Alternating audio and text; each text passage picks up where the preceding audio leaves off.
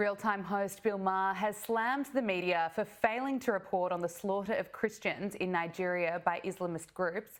Joining us now is Bernard Toutounji, National Director of Aid to the Church in Need in Australia and New Zealand. Thank you so much for your time. I really appreciate it. Can we just start off by listening to what Bill Maher had to say?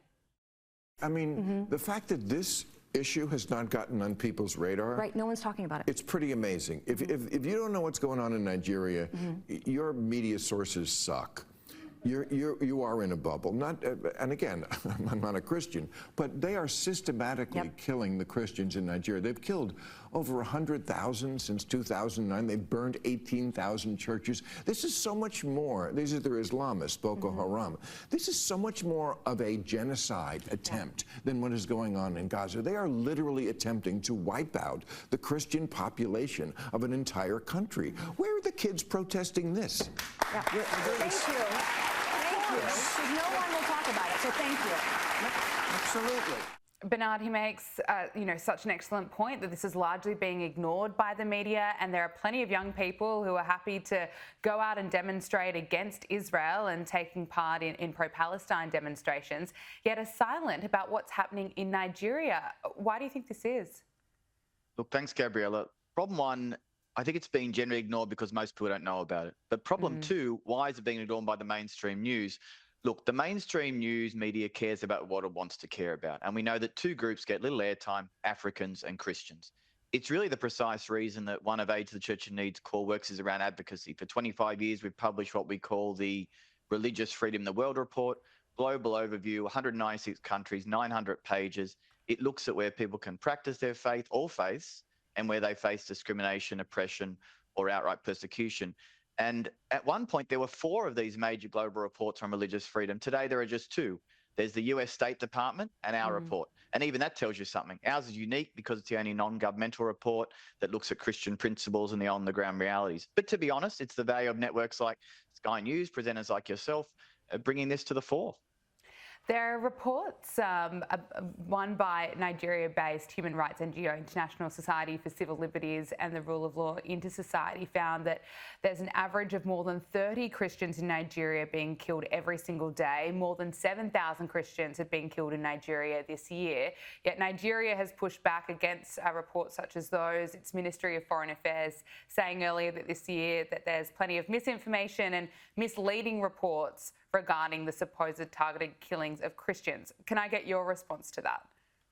Yeah, the government's speaking nonsense and hoping the world doesn't pay attention.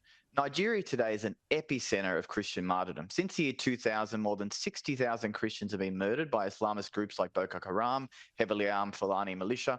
Our organisation's 2023 report I mentioned places Nigeria firmly in the red category, meaning it's persecution, it's not just discrimination. You know, what makes Nigeria unique is that Christians are not even a tiny minority. They make up almost half the population, 100 million people, yet they live as if they're second-class citizens, especially in the north. The Nigerian government's failed to take any meaningful action to prevent attacks, and the violence is relentless. In Benue State alone, one diocese recorded 93 villages attacked, 330 farmers killed in just a year. This past June, a couple months ago, another attack in Benue. A gunman raided a town, killed 100 people, forced 4,000 to leave. And it's not just killings, Gabriella. We're speaking of abductions, burned villages, destruction of churches, millions forced into camps where they lack even the basics. And every single day, Nigerian Christians wake up to the fresh news of kidnappings or attacks. It's not sporadic, it's systematic, it's targeted, it's gone on for decades with little accountability. Absolutely horrific. Can you talk to us about how the Aid to the Church in Need supports the suffering, oppressed and persecuted Christians? Yeah, sure. Look, for 80 years, the work of ACN has been to keep the faith alive, as we say, in those places where it's under greatest assault through persecution, oppression, poverty. We're not a humanitarian or a development agency. We're what's called a pastoral agency. Our work is to sustain the faith directly. So we build, or in the case of Africa, rebuild churches often, sustain poor nuns, priests, provide them with means of transport. In all, we undertake about 6,000 projects a year, completely funded by, in our case, Catholics around the world, no funding from church or state. But the work we do for the suffering churches, we call it, inspires and brings back life to us. I think our founder used to say they're being tested in faith and we're being tested in love. And the resilience of the Nigerian church to just keep on that is incredible. You know, the daily threats, the priests and sisters traveling to remote villages at risk of their lives.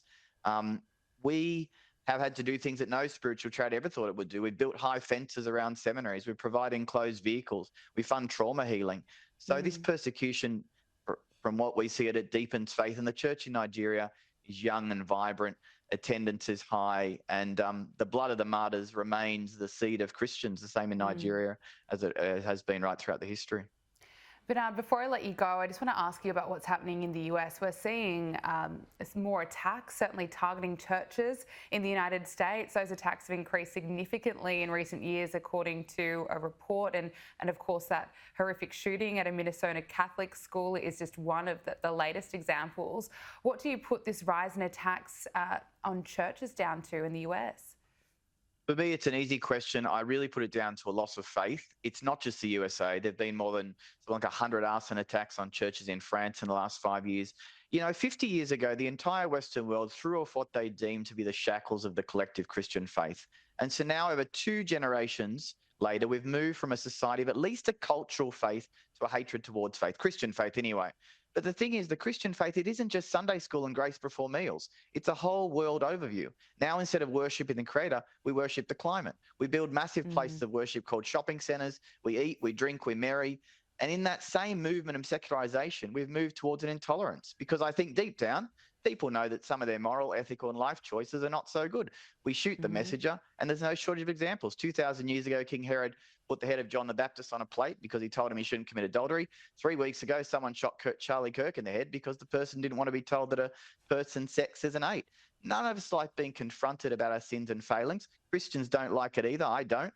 But Christianity provides a framework and a system to better oneself. Radical secularization preaches intolerance. So, you know, the news will continue to see violence against Christians and Christian churches. Bernard Toutounji, National Director of Aid in the Church in Need, Australia and New Zealand. Thank you so much for your time. We really appreciate it. Thanks, Gabriella. See you later.